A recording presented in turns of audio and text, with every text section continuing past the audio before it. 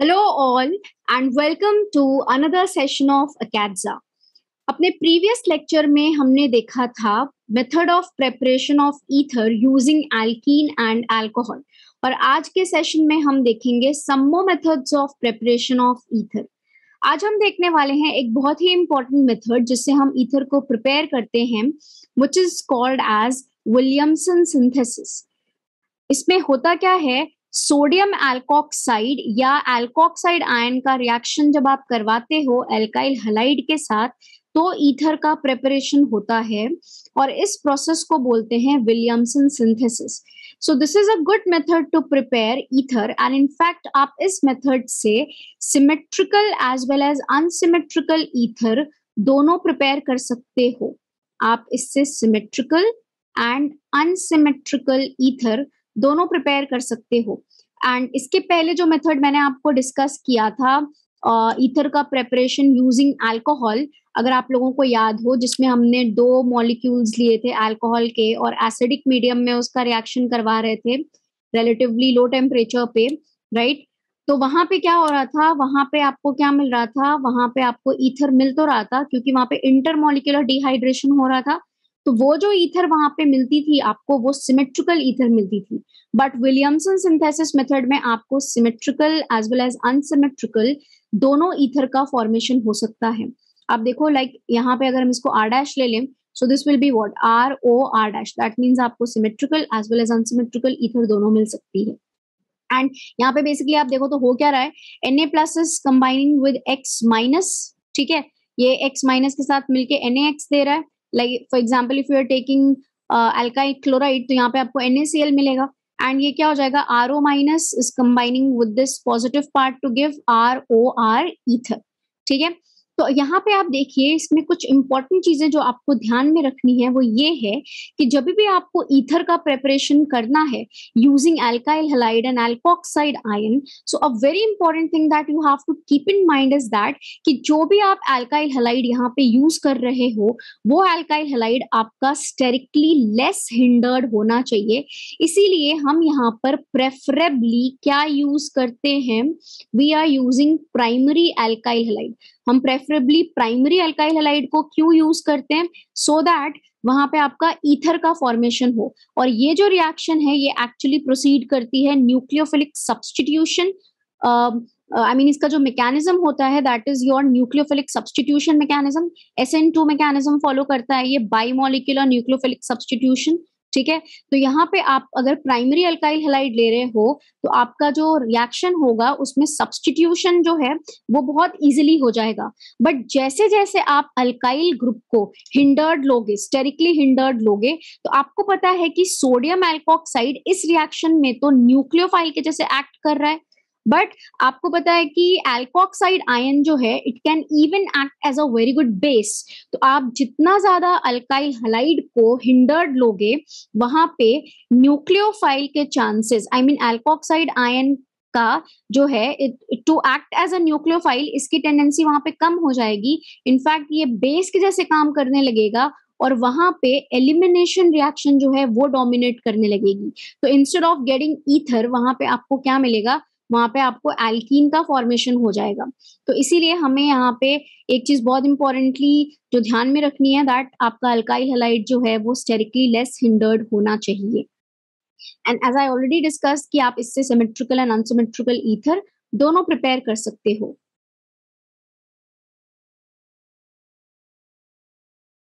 So next देखो यहाँ पे मैंने क्या लिया हुआ है, एक एग्जाम्पल लिया हुआ है या आप इसको क्वेश्चन समझ लो। तो आप देखो सामने हमने क्या लिया हुआ है, आई हैव टेकन, यहाँ पे हमने क्या लिया हुआ है, मिथाइल ब्रोमाइड लिया हुआ है, ठीक है। और इसका रिएक्शन किसके साथ करवा रहे हैं, इसका रिएक्शन हम करवा रहे हैं सोडियम एल्कोक्साइड के साथ, जिसको हमने काफी स्टेरिकली हिंडर्ड लिया हुआ है। मतलब जो यहाँ पे एल्कोक्साइड आयन है वो हिंडर्ड है बट हमारा अल्काइल हैलाइड जो है वो अनहिंडर्ड है।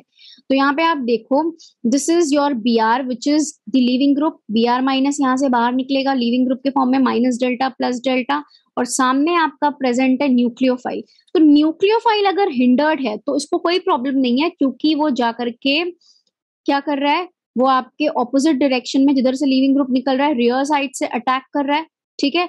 एंड देन ऑक्सीजन का बॉन्ड फॉर्मेशन हो गया कार्बन के साथ OCH3, सो यहाँ पे ईथर का फॉर्मेशन हो गया, एंड Br माइनस किसके साथ जुड़ जाएगा, Na प्लस के साथ, and we are getting NaBr। ठीक है, इसने SN2 मैकेनिज्म फॉलो करके सब्स्टिट्यूशन करके क्या बना दिया, ईथर बना दिया, जब आपका अल्काइल हैलाइड स्टेरिकली अनहिंडर्ड था। बट दूसरा केस मैंने क्या लिया, जब आपका अल्काइल हैलाइड क्या है, यहाँ पे स्टेरिकली हिंडर्ड है।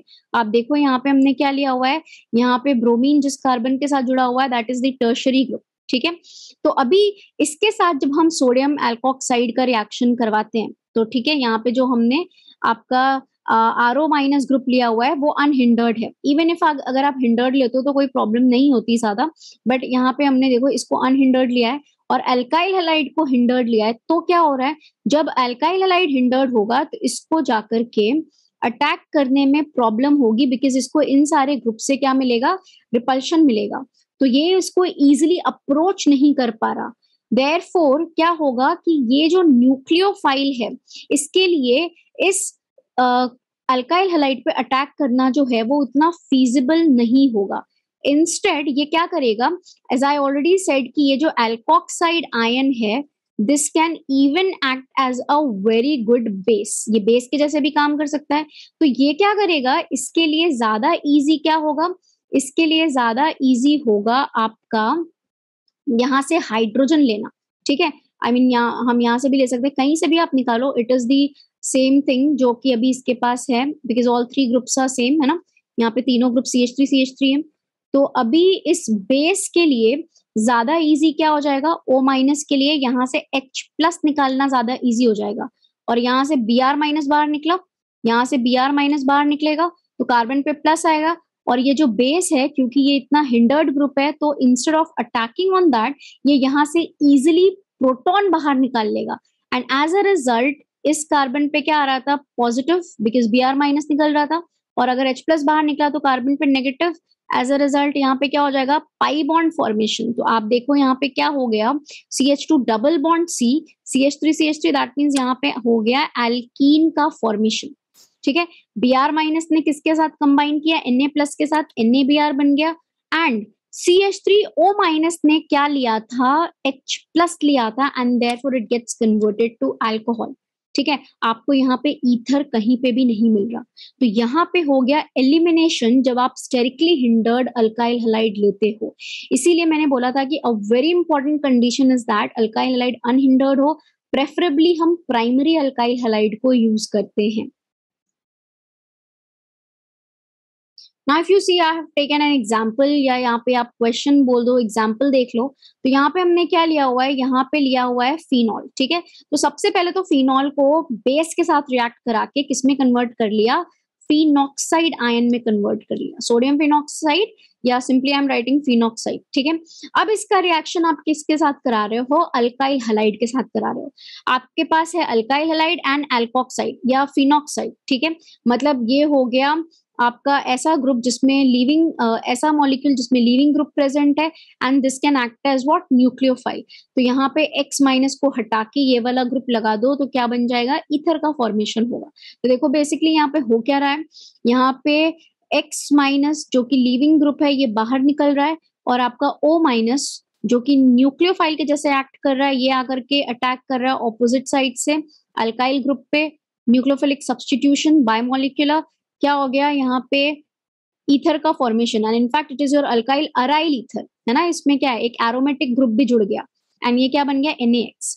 अब अगर मैं यही रिएक्शन करवा दूं किसके साथ, अल्काइल हैलाइड की जगह पे हमने यहाँ पे ले लिया aryl halide, I have taken aryl halide. ठीक है, तो अब अगर आप अराइल हैलाइड के साथ ये रिएक्शन करवा रहे हो तो यहाँ पे आपको कोई सब्स्टिट्यूशन रिएक्शन नहीं मिल रही, और ये सब चीजें हमने हैलोएल्कीन्स एंड हैलोअरीन्स चैप्टर में पढ़ी भी है कि अराइल हैलाइड्स जो होते हैं वो इजिली सब्स्टिट्यूशन रिएक्शन शो नहीं करते।